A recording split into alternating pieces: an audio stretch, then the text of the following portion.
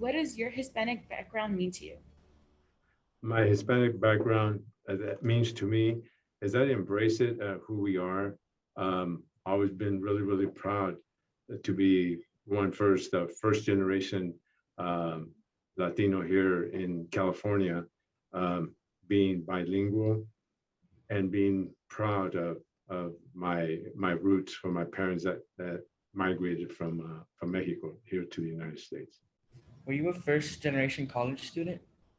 Yes, I am a first generation um, college student, first generation here. Both my parents are from Mexico. My two older brother and sister are from Mexico, and I'm the first one in my family to be born here in the United States. What was it like growing up as a Hispanic male in Kern County? It was, I grew up in Lamont. It was different. We first migrated here because my parents were migrant workers. When we first arrived here in Lamont, my mom tells me that we lived on Emco Street under a tree, and my padrino and my madrina's house. There was enough room there, so we slept outside under a tree in our car. Was here in Lamont for till the second grade, and we moved to Wheat Patch. I grew up in Wheat Patch, attended school there. It was kind of hard because at Sunset School, Violet School District, when I went there in third grade, you were not allowed to speak Spanish. We were disciplined um, in regards to speaking Spanish, and I didn't know it was kind of hard for us because that's all we spoke at home. So it was kind of hard, and there was places that in Lamont that you couldn't go to because it was only reserved for the white kids or the white community. What has been the biggest obstacle that you have faced in your journey?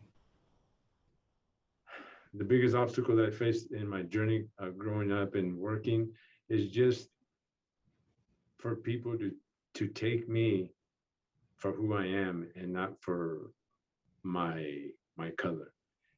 To be able, and people don't understand what that means, is to be able to sit at the table and have a seat at the table with everybody else, based on my knowledge and based on my my person who I am. What contributions do you think were made by educators when you were growing up? Contributions that educators have made. The one that I always looked to in growing up, and he was my coach at Arvin High School, and he's also was a product of Lamont. Was his name was Mr. Ruben Ramirez. He grew up right there, I think, in on I think it's San Emilio Street in Lamont. Uh, he was my wrestling coach. He was an individual growing up that he and I didn't really get along. I didn't understand why at the time. But the more I got to be his friend growing up, and even after I graduated, all the everything that he taught us as individuals. He was the first one that took us to a restaurant, and when we were wrestling, he was the first one that showed us how to use all the utensils in a restaurant, and also making sure that we always conducted ourselves like gentlemen and represented our community to the best. Adding on to the last question, if there was something you could do different, what would it be? If there were something that I could do different, that I could, what would it be? Being more involved with our youth in our community, being more involved in our community, and making sure to push our students, regardless of their ethnicity, to be everything and strive for everything. Because I always tell, because I do work at a school, I always tell our students that the only one that can hold you back is yourself, and making sure that you reach your potential and never take no for an answer. What is your fondest memory at Arvin High? Fondest memory of Arvin High is remembering when I showed up when we graduated from Sunset. We had a small group of kids. There was probably about maybe 30 or 40 of us that graduated my graduating class from Sunset, going up to Arvin High School, and the school looked so huge compared to Sunset.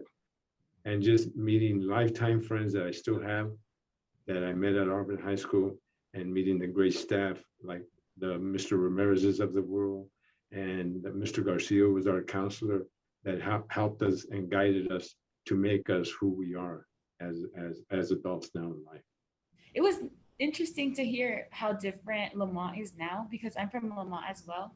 So like it's straight Hispanic based. You hardly see any diversity. So it's like super hard to accept that we were once like that. And I just want to say thank you because you've definitely opened my eyes to remember our history and to be more even prouder than what I am already about who we are. Yeah. Thank you. That And thank you guys, and I do apologize for having you guys come out of class. And I just want to thank you and to take time and thank both of you guys for giving me this opportunity.